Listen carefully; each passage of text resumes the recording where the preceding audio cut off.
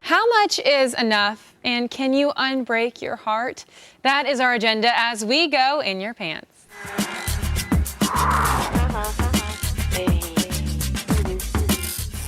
Sex columnist Anna David, who's written for magazines like Details and stuff, is back to help me answer your sex and relationship questions. So let's check out our first question. Do it.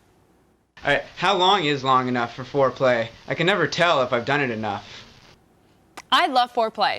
And I gotta tell you, guys who are good at foreplay are like, have an automatic second, third, fourth, fifth date. I actually hung out with a guy. Because on the first date they do the foreplay? Well, on the first date, you know, well, whatever. If you go that far and you're making out on the first date, yeah, the foreplay is good.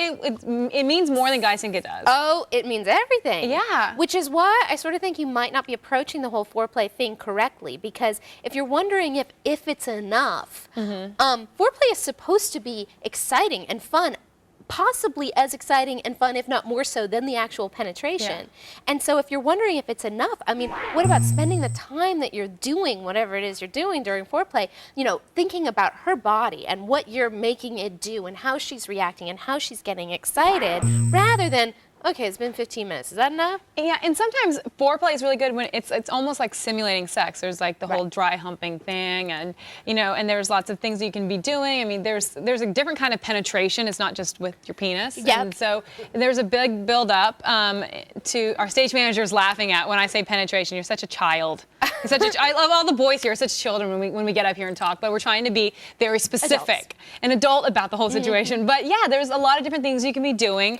that I know. There's a lot of different things you can be doing that lead up to the sex and actually feel like sex for a guy. And I think it also depends on the woman. Like, if it's a woman who can have multiple orgasms, then maybe, you know, enough is like when you've made her orgasm twice.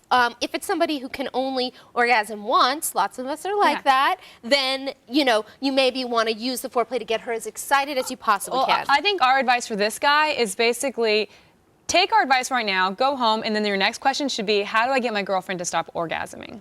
That's going to be the next question. And on to our next question.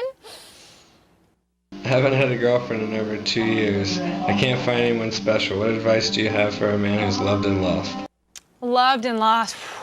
That's hard. It is hard. That is really hard. But I think that a lot of people put a lot of their exes on these huge pedestals where they don't belong.